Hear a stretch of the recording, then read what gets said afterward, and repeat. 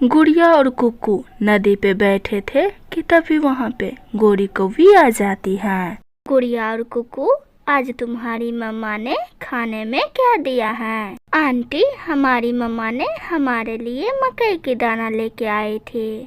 मुझे पता था ये चिड़िया तुम दोनों को सूखा दाना ही खिलाएगी। मैं तो हर रोज अपने जग्गू को मीठे मीठे आम देती हूँ खाने को।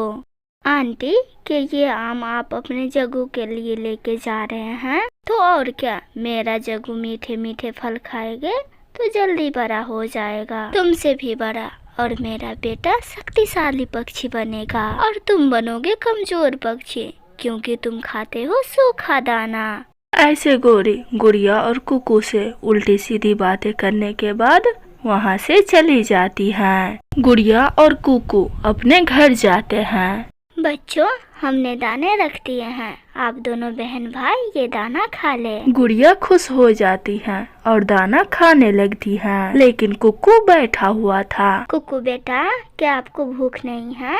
आप दाना नहीं खाओगे? नहीं खाऊंगा, मैं रोज रोज ये सूखा दाना नहीं खाऊंगा, मुझे मीठा मीठा फल खाना है और जग्गू कौवे की तरह शक्तिशाली पक्षी बनना है। कुकू भाई, आपने तो गोरी आंटी की बातों को दिल पे ले लिया। कुकू बेटा, ये काली कौवी, गंदी शक्ल वाली कौवी झूठ बोलती है। वे तो जग्गू को दूसरे घर से दाना चोरी करके खिलाती है। मम्मा, क्या मीठे फल हम नहीं खा सकते? मैं खाऊंगा, मैं आम का फल ही खाऊंगा। कुकू गुस्से में घोंसले में जाके लेट जाता है। सुबह हो जाती है, लेकिन कुकू अभी तक गुस्से में था। वे दूसरे दिन भी दाना नहीं खाता है। गुड़िया बेटी, आप ये दाना खा लो और अपने भाई का ख्याल रखना। मैं जंगल जाती हूँ और कहीं से भी कुकू के लिए मीठा फल ढूंढ के लेके आती हूँ। लेकिन मम्मा, बाहर तो मौसम बहुत खराब है, क्या पता बारिश कब शुरू हो जाए। आप घर में ही रुके, मैं दाना नहीं खाऊंगा।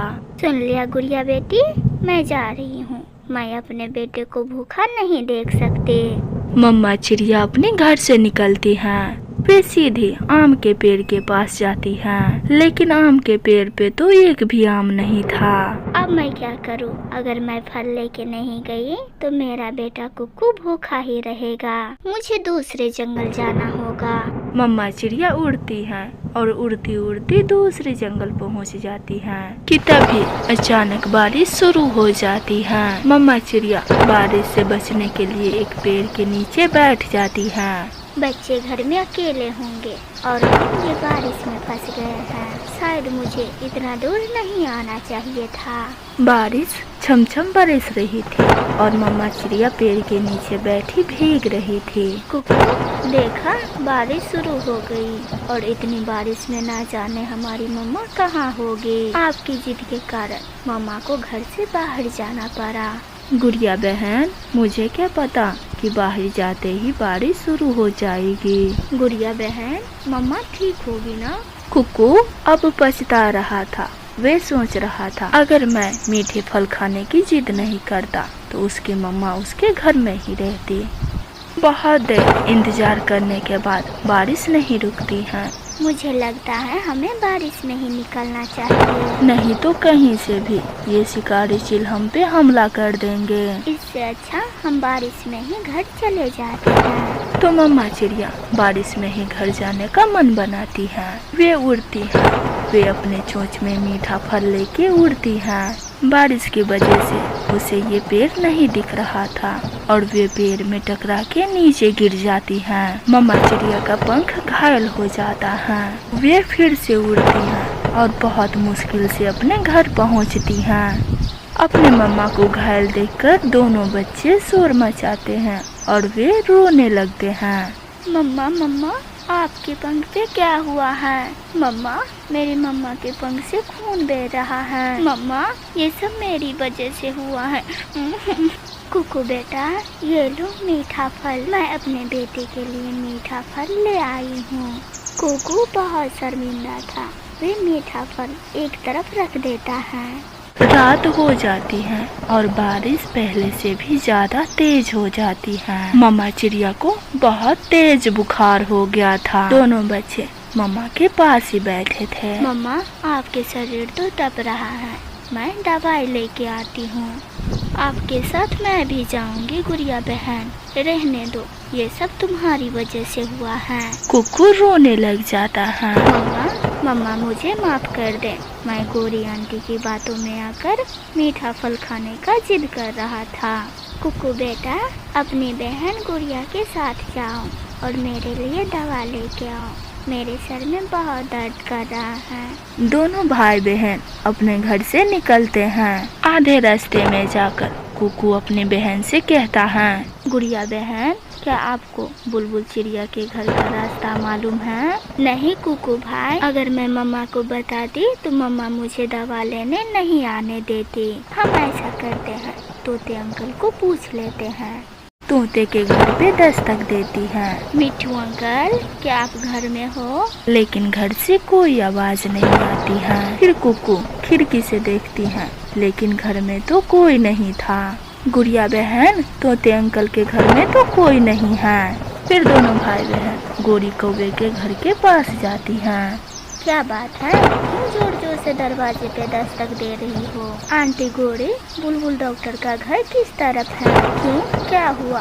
क्या कोई बीमार है? मैंने मीठा फल खाने की जिद की, मम्मा मीठा फल लेने के लिए बाहर गई थी। उस बारिश की वजह से मम्मा को बहुत तेज बुखार आ गया है। बहुत अच्छा हुआ तुम्हारी मम्मा के साथ, मैं तो यही चाहती थी कि तुम दोनों अपनी मम्मा को तंग करो। गुड़िया कुकू को कहता है। कुकू भाई, सुन लिया? बुलबुल का घर उस तरफ है, सीधे जाओ, सीधे, कहीं मुड़ना मत। गुड़िया और कुकू गोरी के बताए हुए दिशा में उड़ जाती हैं। उड़ते उड़ते वे दोनों बहुत दूर निकल जाते हैं, लेकिन अभी तक बुलबुल का घर नहीं आया था। वे थक हार कर एक पेड़ पे बैठ जाते हैं। कुकू भाई, अब क्या करें? शायद हम दोनों रास्ता भूल चुके हैं। तभी तोता उस तरफ आ जाता है। गुड़िया और कुकू, तुम दोनों इतना तेज बारिश में यहाँ क्या कर रहे हो? अंकल तोते, मम्मा को बहुत तेज बुखार है, हम मम्मा के दवाई के लिए आए थे। गौरी आंटी ने कहा कि बुलबुल का घर उस तरफ है। वे झूठी कौवी बच्चों से भी झूठ बोलती हैं। बच्चों, आप बहुत दूर आ गए हो, आप मेरे साथ चलो, बुलबुल का घर दूसरी तरफ है। तोता दोनों बच्चों को साथ लेके उड़ता है। थोड़ी ही देर में गुड़िया और कुकू तोते अंकल के साथ बुलबुल डॉक्टर के घर पहुंच जाते हैं। बुलबुल डॉक्टर गुड़िया मम्मा को बुखार की दवाई दे देती है। बच्चों, आप अपने घर जाओ और ये दवा पिला देना अपने मम्मा को। तब तक मैं आपके मम्मा के लिए गरम गरम चाय लेके आती हूँ। तोते अंकल, जल्दी आना, हमें बहुत डर लग रहा है। दोनों बच्चे अपने घर पहुंच जाते हैं। गुड़िया अपनी मम्मा को दवा देती है। दवा पीने के बाद मम्मा चिड़िया खुद को बेहतर महसूस करती हैं। मम्मा, गौरी आंटी जैसी पक्षी दूसरे बच्चों को गलत रास्ता दिखाती हैं। हाँ कुकू, बाहर बहुत बुरे पक्षी होते हैं जो दूसरे बच्चों को गलत रास्ते दिखाते हैं, लेकिन हमेशा अपने मम्मा को कहना मानना। मिट्ठू भी चाय लेके आ जाता है। रानू बहन, ये लो, चाय पी लो। मम्मा चिड़िया गरम गरम चाय पीते हैं और बाहर से बारिश की धीमी धीमी आवाजें आ रही थी और उस बारिश में सभी चिड़िया बारिश की आनंद ले रही थी और ढेर सारी बातें कर रही थी। कुकू को भी समझ आ गया था, क्योंकि गौरी आंटी का असली चेहरा देख लिया था। प्यारे दोस्तों, आपको ये मेरी कहानी कैसी लगी? अगर अच्छा लगा हो तो प्लीज़ इस चैनल को लाइक, सब्सक्राइब एंड कमेंट करना बिल्कुल ना भूलना। आपका धन्यवाद।